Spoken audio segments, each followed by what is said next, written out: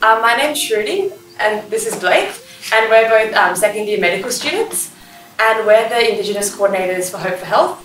And in conjunction with Korea and Royan and the First People's Health Unit and School of Medicine, we've had the incredible opportunity to go to Palm Island. What the ultimate goal is to try and get more students from medicine going over to Palm Island, either as like a placement or like an elective or a selective, kind of integrating it into the curriculum. The first thing you kind of notice is how beautiful the land is. Like coming in on the ferry, because we were coming in on the ferry, it's just like visually, it's amazing. We haven't seen anything as beautiful as this place before. Yeah, but I think we were really excited.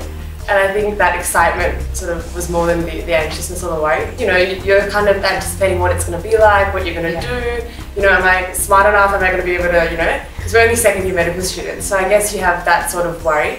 I'd say on the first day, probably one of the biggest highlights was going out to the old dam and swimming with the kids there. Because, you know, they just kind of started school holidays when we'd started. And like it's hot and everyone wants the kids to go out. And like you go up to the old dam and there's kids, the young kids making their own little clay, like pouring water, getting water out of the dam, pouring it on the soil. And then they came and gave it to us. And then we were like drawing it ourselves. That was like kind of getting in and playing with the kids. That was definitely a highlight. Yeah. And everyone there's just so friendly and open, and like the kids just came up to us, and it's just a very nice, welcoming environment. We went reefing with Auntie, which was really, really good. We got spider shells and clams, and just seeing sort of that connection to land and going out was something that was, I don't know, that kind of stayed with me. Yeah, I went up with Blackie Miller up hunting for wild boars, and like that's like, it's kind of like he likes to do that whenever he can. Like that's like a treat for him as well. So it was kind of good for him as well as me, because I've never obviously gone boar hunting before. Like back in Port with my family, like we hunt quail and they're tame compared to wild pigs that come charging at you. But it was good, you know, just going up the mountain, just kind of being in that environment. It's really special. Also with Arnie, we went and got some, she showed us some bush medicine.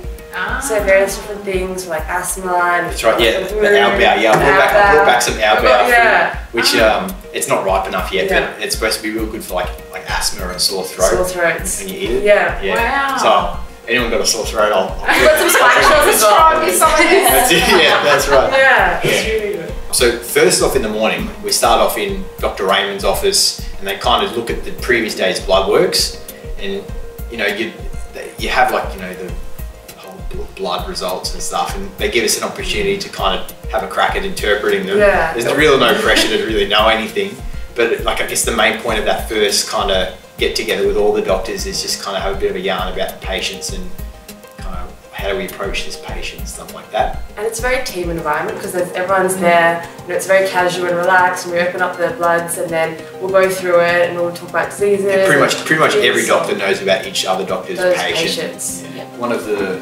scenarios in communication skills was having an Aboriginal man who come in getting a med certificate for sorry business, because some people, they live out in areas that don't have running water, and in order to get moved closer in to place that do have running water, they have to kind of present their case, and one component of that is getting like a medical support for that. That's all he really wanted.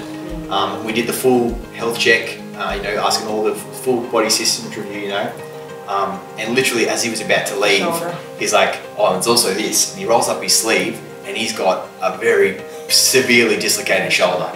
And that's the first thing I said to him, doesn't it hurt? And he's like, oh, it's a little bit down here, but he was still working. And had this big acromion sticking out of his shoulder.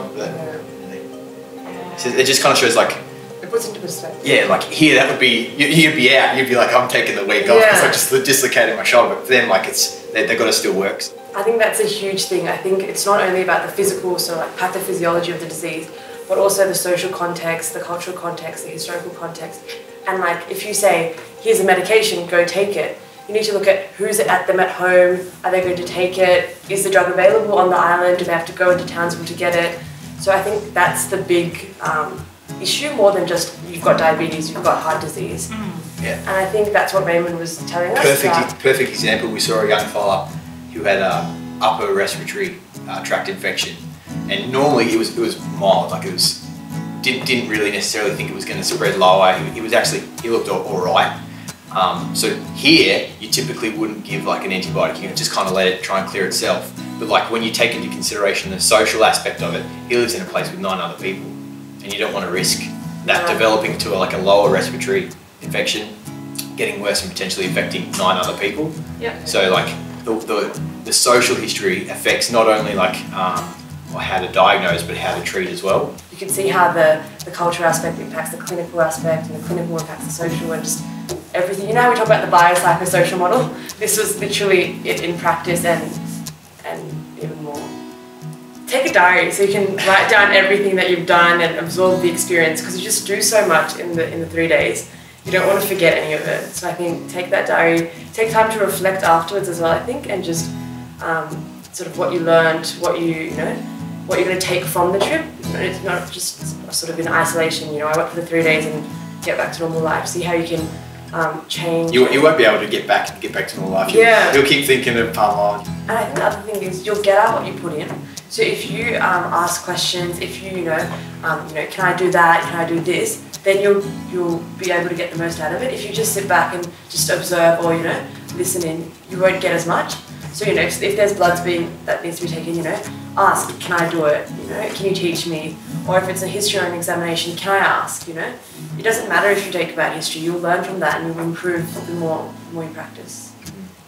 I think it's absolutely. Yeah, we were talking about it yesterday, and we think it's probably the best thing that's happened in uni so far.